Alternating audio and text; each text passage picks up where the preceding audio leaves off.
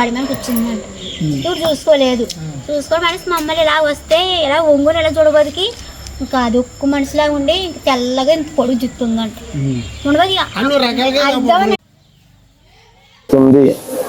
మీదకి వస్తుంది.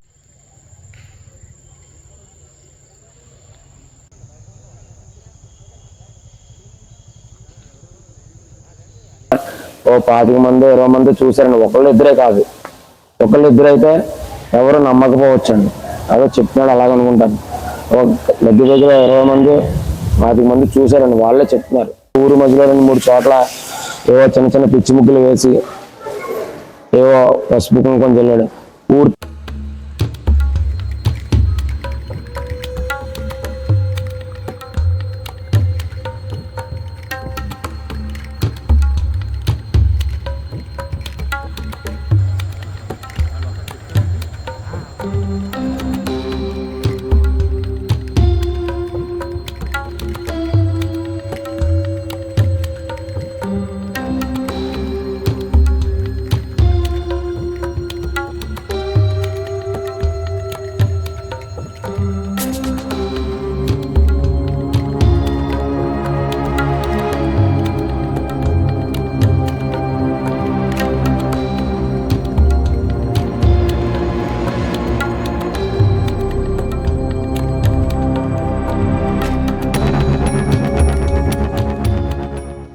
అంటే ప్రస్తుతం ఈ నాగరికతలో దెయ్యాలని భూతాలని నమ్మే పరిస్థితులు లేవు.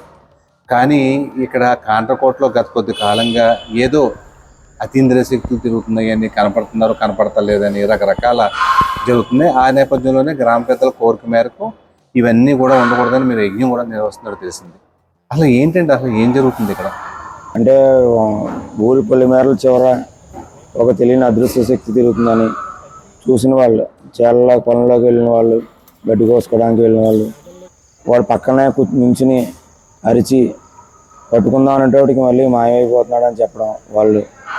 అలాగే రాత్రులు ఇంటి మీద ఒకరింటి మీద ఇంకొకరి ఇంటి మీద దూకడం, పట్టుకుందామని ప్రయత్నం చేసేటప్పటికి మళ్ళీ ఆ మనిషి మాయమైపోవడం జరుగుతుందండి. భయపడటం జరుగుతుంది. అలాగా 15 రోజుల నుంచి, పండగ సంక్రాంతి మొదల నుంచి 15 రోజుల నుంచి అలాగే గ్రామం అంతా అలజడిగా ప్రజలందరూ భయప్రాంతాలకు గురవుతున్నారు. చేలల్లోకి వెళ్ళడానికి కూడా భయపడుతున్నారండి. కేవలం ఇది ఊరి పొలిమేరల్లోనే జరిగేదండి 15 రోజులు కూడా. ఇలాగా అందరూ భయపడుతున్నారని చెప్పి ఊళ్ళో పెద్దలందరూ కలిసి వేరే చోటకు వెళ్ళి వేరే సిద్ధాంతాలు కలవడం, వాళ్ళందరూ ఏవో చెప్పడం, ఇలా గాలి ఉందని, లేకపోతే ఇలా చేయండి అలా చేయండి అని చెప్పడం, కొంతమంది గ్రామ దేవతని కత్తి చేస్తారని చెప్పడం, ఏదో కొంతమంది నిధుల కోసం వచ్చారని చెప్పడం, ఇలా అందరూ తలో ఒక మాట చెప్తూ ఉండడం వల్ల ఊళ్ళో పెద్దలందరూ కలిసి ఏం చేయాలని ఆలోచించినప్పుడు గ్రామక్షేమం కోసం చండీ హోమ కార్యక్రమం చేసుకుంటే అమ్మవారు మహాకాళి, మహాలక్ష్మి, మహాసరస్వతి రూపిణి ఆవిడ ఎంతోమంది దుష్టుల్ని సంహరించింది.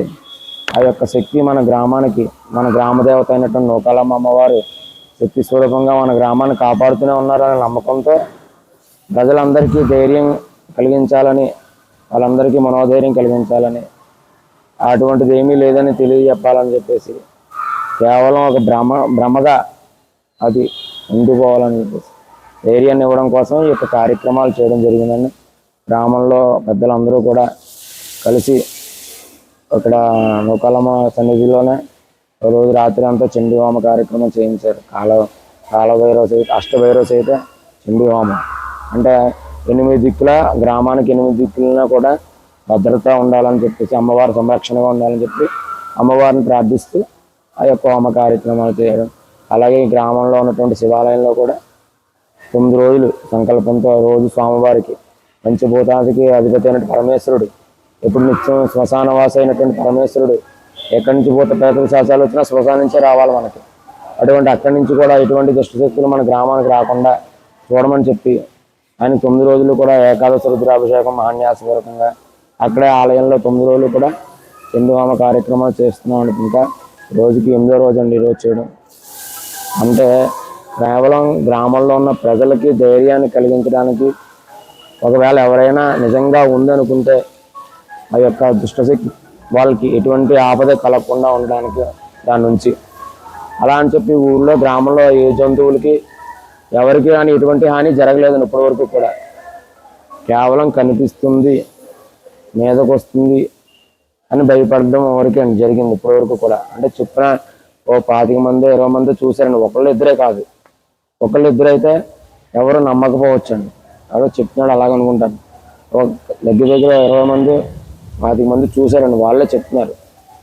అయితే నేనైతే నేరుగా చూడలేదండి. అంటే ఏమో మా దేవాలయంలో ఉండడం వల్ల మాకు కనిపించలేదేమో, కానీ ఊరి పొరిమేరల్లో తిరిగే వాళ్ళు, అదే చాలా పనులకు వెళ్ళే వాళ్ళకి, గడ్డి కోసుకునే వాళ్ళు, ఇలా వెళ్ళే వాళ్ళకి కనిపించారండి. అలాగే ఊరి మధ్యలో 2-3 చోట్ల ఏవో చిన్న చిన్న పిచ్చి ముగ్గులు వేసి ఏవో పసుపు కుంకుమ చల్లాడు. పూర్తిగా మూఢనమ్మకంతో, అంటే ఆ విద్య చేసిన వాళ్ళు కాదండి అదైతే మాత్రం. ఎందుకంటే అంత ఇదిగా పూర్తిగా వేయలేదండి ముగ్గులు, అవేమో పిచ్చి గీతల కిందే గీసేది కంప్లీట్.